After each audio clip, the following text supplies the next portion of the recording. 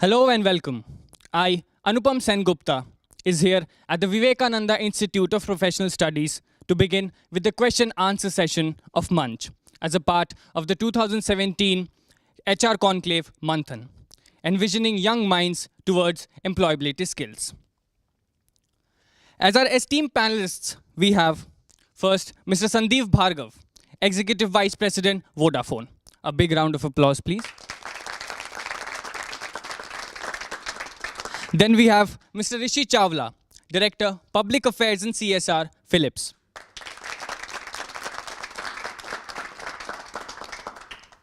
Now, without any further delay, I would request the audience to please ask their questions first to Mr. Sandeep Bhargav.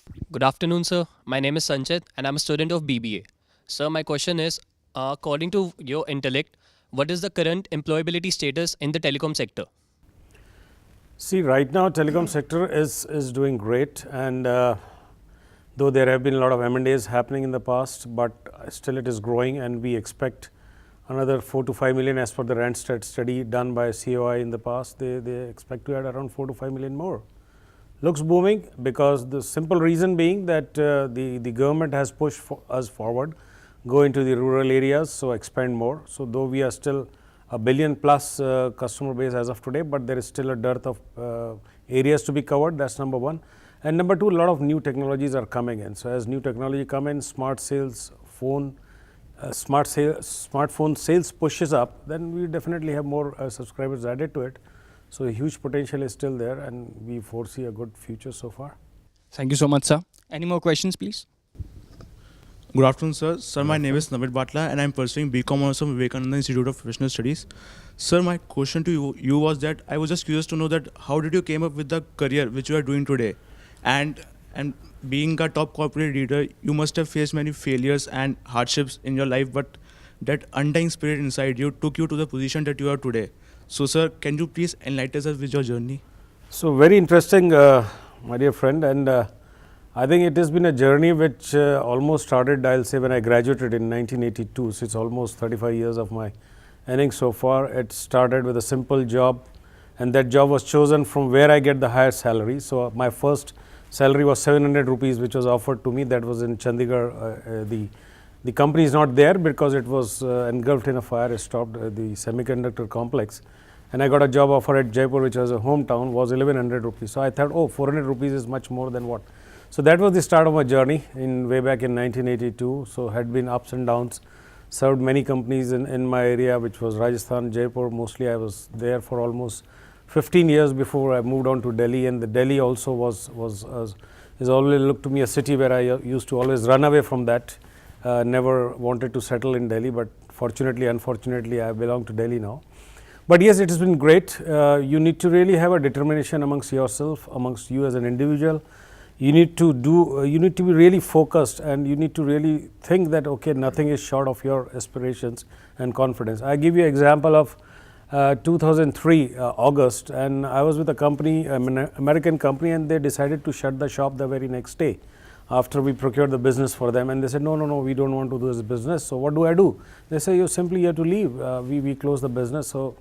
So that was the first time in my career that for almost after 21 years of service, I got that electric shock that, okay, the company is closed, you have to fend for a job. So I was jobless for 6 months, to be honest with you, and I thought everything within those 6 months.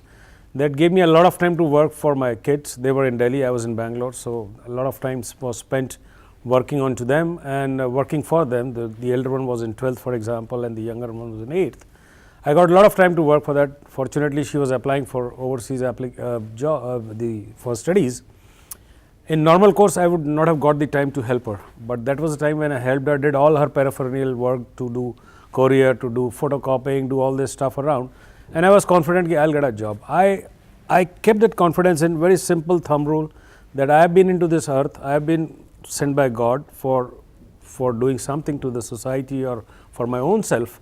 I have got 2 hands, 2 legs, 2 ears, 2 noses, 1 nose and 2 eyes. So I'll end up doing something. I thought the extreme of it also, that what if not, I don't get a job, what shall I do, what will I do, what the society will feel about me. I said, doesn't matter to me. I'll go to some place, some unknown place for me. I'll start afresh, take up a stall, take up a place where there's a footfall is the maximum, set up a stall of any nature. You learn more. Because nowadays we are feeling, oh, hamara salary kam hai, Chawla Bhatura is earning much more than us. So that was the extreme part which I thought. So that gave me confidence, okay, कुछ नहीं होगा तो ये तो होगा, इससे ज़्यादा क्या होगा, इससे ज़्यादा तो कुछ नहीं हो सकता ना. वो चीज़ ऐसी है कि you can set up on your own and start doing the work. I thought that extreme luck was there. One of my colleagues, senior colleagues, went on to Nokia and he said, what are you doing? I said, I'm not doing anything. He was shocked. Then he said, oh no, there is an opportunity, why don't you join us? I said, okay, fine. So that was the transformation of my own professional career from not being employed, was employed very gainfully, but the company played some politics and they shut down the business. I never lost my confidence. I said, no, we'll have something over a period. It took me 6 months, and trust me, from that day on, I never looked back. And that was it's a real story which I'm just sharing with you, which happened with me, and I never thought. Similarly, prior to this, when I was doing my MBA, I never did a full time. I thought I'll do my job first and gain some experience and then do the masters. So I did my job for 2 years, then got into an institute in Jaipur itself, did my MBA, and it was so different for me every year. In '84, I was engaged for marriage with my wife, and in 1985 we were married, and in 1986 my first daughter was there. So all the 3 years I had different situations, but I had to appear my exams, I have to appear for my classes, I have to do everything. But there was at the back of it there was a determination. So your determination, your confidence, your trust in what you do will result in, I think, is very important. So, and it pays. It's my experience, certainly. Thank you.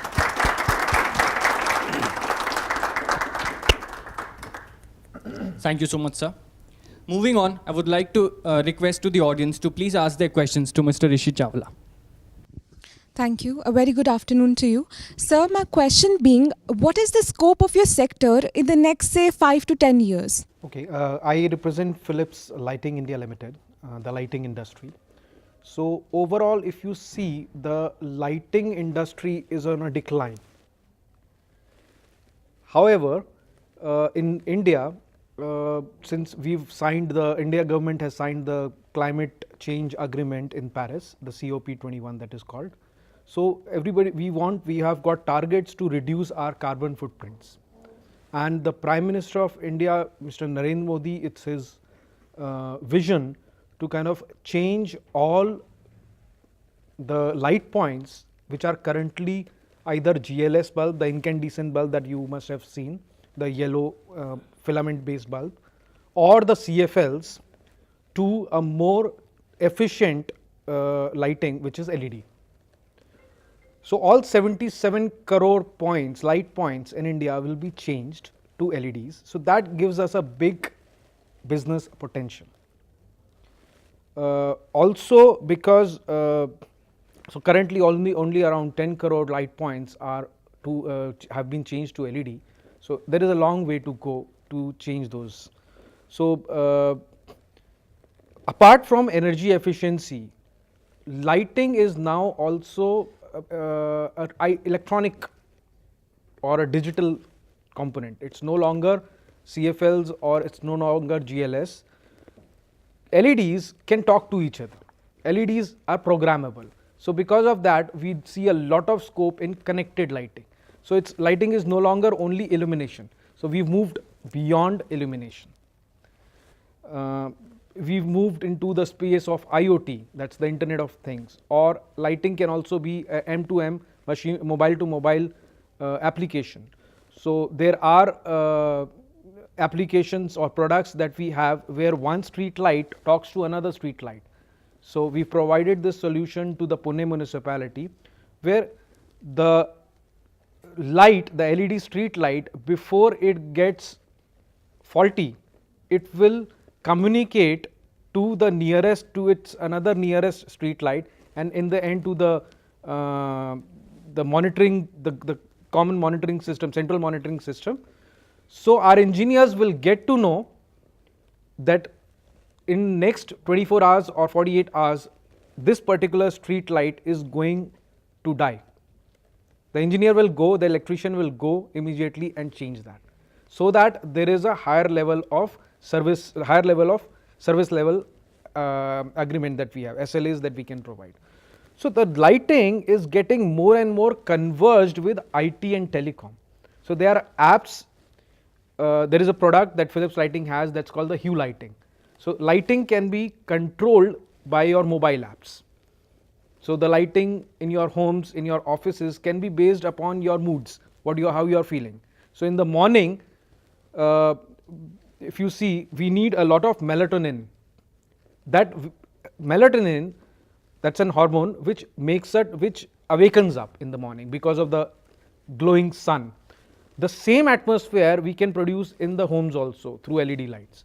So in the morning you will start becoming active, but during the evening or the night time you need low light, so that your mind is relaxed and then you start feeling asleep. So that can also be created all through your mobile apps.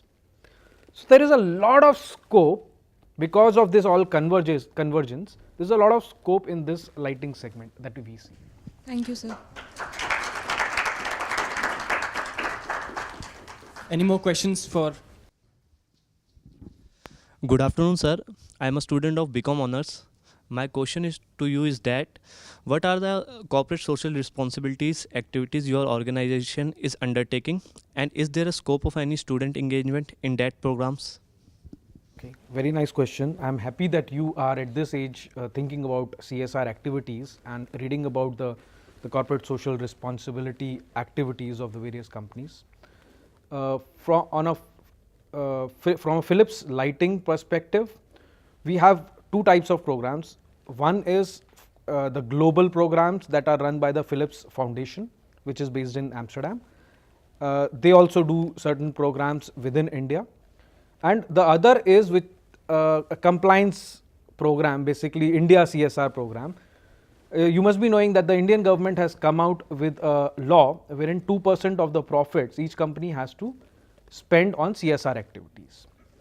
So what we have done is we've combined these both activities, and we have come out with a charter where our activities consist of having energy efficiency workshops in schools and colleges, so that our students are aware of how to save energy, because we want to reduce the carbon footprints of India.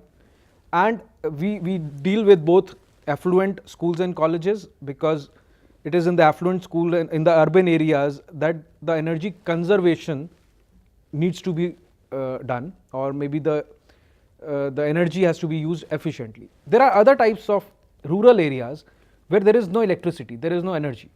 So for those areas, we teach the students about solar energy, about solar lanterns, because there is electricity deficit in those areas. Coming to the next activity that we do electrification of the rural villages where electricity is not there. So we use our solar street lights to electrify or to provide lights to the common public areas within the villages, to panchayat land or other common areas in the villages.